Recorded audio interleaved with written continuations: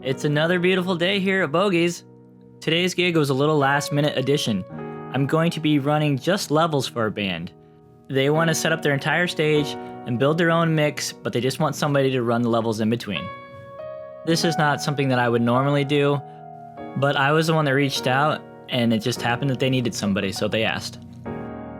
Maybe I'll get myself a nice ribeye sandwich. They run their own in-ears, so I'll be running the X32 and there won't be any monitors to worry about. The tops are going to be 4 PRX 400s. The subs are the good old QSC 181s. The band is starting to roll in now and they will start setting up the stage. One of the biggest challenges of this stage is it's incredibly wide but super narrow, so it's really tough to fit a drummer and somebody in front of them.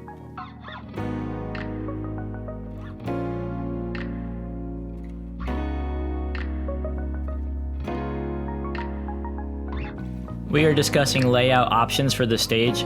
I've been here now a few times, but this is their first time, so it's always interesting your first time to try to figure out where everybody's gonna go.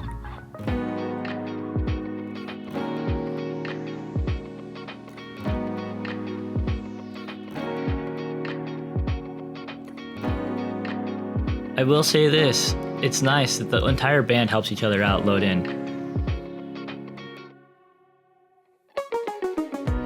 I haven't seen this case before. It looks like a rocket launcher, but apparently it's all it stands.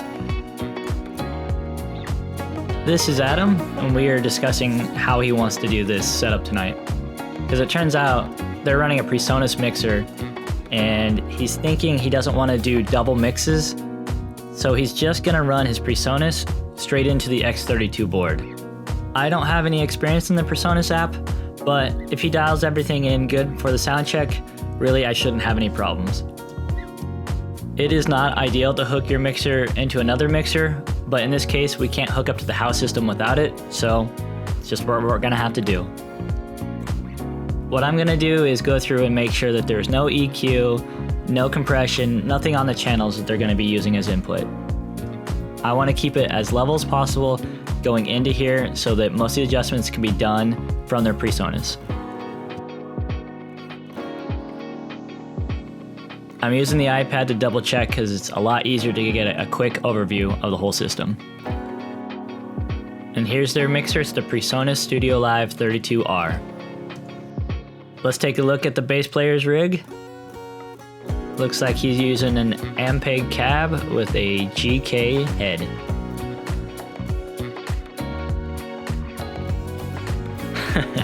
I guess we know whose amp this is. And it looks like he's using a Boss pedal.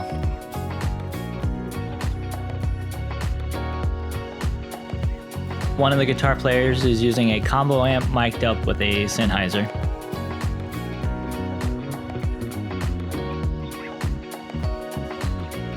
And here's his pedal board.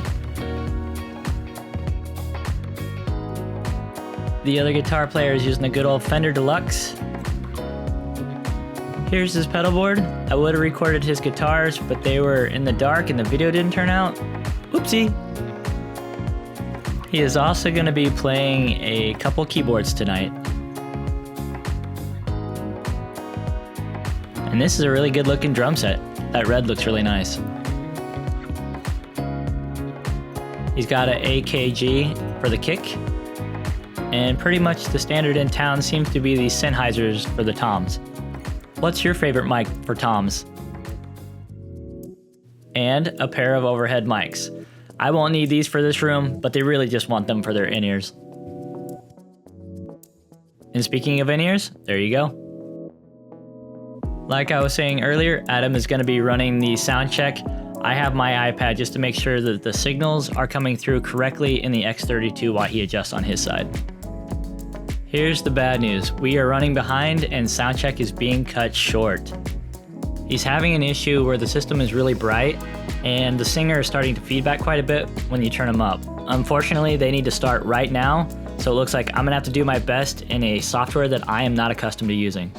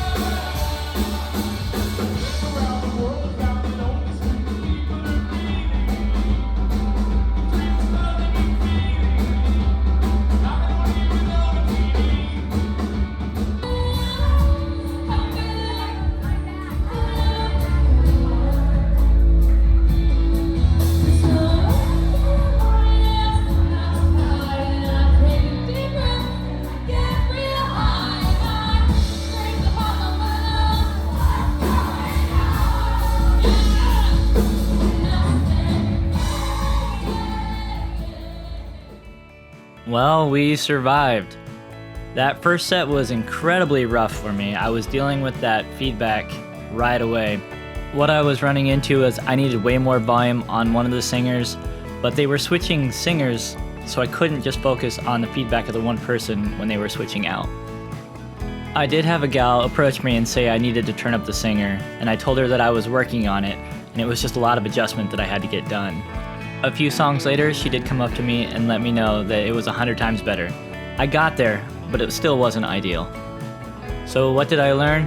Well, in hindsight, I should have just ran everything through the X32 and did my own layout independent of what they were running for their in-ear rig.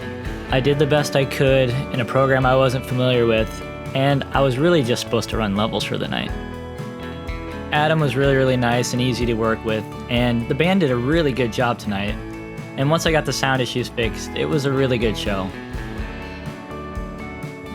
With that, it's time for me to head home.